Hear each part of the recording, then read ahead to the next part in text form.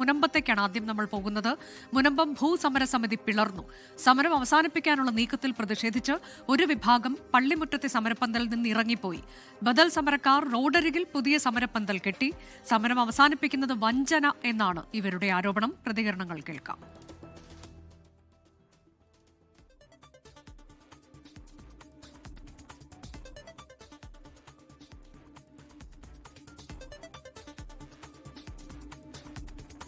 ഒരു തീരുമാനം എടുക്കുന്നതിന് മുമ്പ് 5 പേരടങ്ങുന്ന കോർ കമ്മിറ്റിയാണ് തീരുമാനിച്ചതെന്ന് പറയുന്നത്. കൂടിയാലോചന ഉണ്ടായില്ല. ഇന്ന് രാവിലെ ഞങ്ങൾ പള്ളിയിൽ ഹാജരായി കഴിയുമ്പോൾ ഞങ്ങളുടെ പ്രിയപ്പെട്ട രക്ഷാധികാരിയായ അച്ഛൻ പറഞ്ഞത് ഇത് താൽക്കാലികമായിട്ട് സമരം നിർത്തുന്നതാണ്. പക്ഷെ താൽക്കാലികമാണോ ഇല്ലേ എന്നുള്ളത് ഇന്ന് രാവിലെയാണ് പറയുന്നത്. അതിന് കാരണം പറയുന്നത് ഈ തൊട്ടു മുമ്പിൽ കാണുന്ന സെമിത്തേരിയുടെ പുനരുദ്ധാരണമാണെന്ന്. അങ്ങനെയായിരുന്നുവെങ്കിൽ അത് 2 ദിവസം മുമ്പ് മാധ്യമ സുഹൃത്തുക്കളെയും ഈ കേരളക്കരയെയും അറിയിക്കാനുള്ള ബാധ്യത ഇവർക്കുണ്ടായിരുന്നില്ലേ? അപ്പോൾ ഒരു കൂടിയാലോചന ഇല്ലാതെ യാതൊരു വിധത്തിലുള്ള മറ്റു മനുഷ്യരോട് ആലോചിക്കാതെ കേരളം മുഴുവൻ, ഇന്ത്യ മുഴുവൻ സപ്പോർട്ട് ചെയ്തൊരു സമരം ഇങ്ങനെ നിർത്തുന്നത് എന്താണെന്ന് ഞങ്ങൾക്ക് മനസ്സിലായി. ഞങ്ങളുടെ പേര് വക്കഫ് രജിസ്റ്ററിൽ നിന്ന് നീക്കാതെ ഉള്ള ഒരു കരമടക്ക് മാത്രമാണ്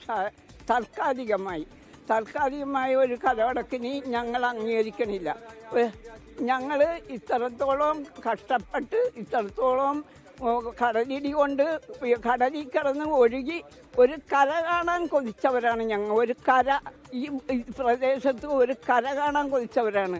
കടലങ്ങാട് ഒഴുക്കും, അവിടെ നിന്ന് ഇങ്ങാട് ഒഴുക്കും.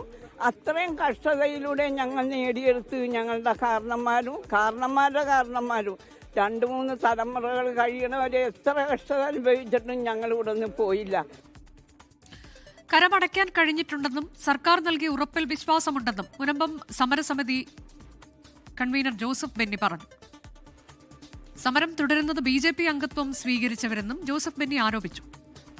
സഭാ നേതൃത്വവുമായിട്ട് ആലോചിച്ച് നടത്തിയ ചർച്ചയിലാണ് പി രാജീവ് സർ, റവന്യൂ മന്ത്രിയും പറഞ്ഞത് നമ്മുടെ റവന്യൂ അവകാശങ്ങൾ അടിയന്തിരമായിട്ട് തന്നെ സ്ഥാപിച്ചു തരാം, കരമടച്ച് കിട്ടിയിട്ടുണ്ട്, നമ്മുടെ കാര്യങ്ങൾ നേരാക്കി തരാമെന്നുള്ള വിശ്വാസത്തിൻ്റെ പുറത്ത് നമ്മൾ എടുക്കാൻ വേണ്ടിയിട്ട് നമ്മുടെ ഇവിടുത്തെ രക്ഷാധികാരി ഫാദർ ആൻ്റണി സേവർ തറയിലും കോർ ഗ്രൂപ്പും മിനിഞ്ഞാന്നാൾ കൂടിയാണ് നമ്മളത്.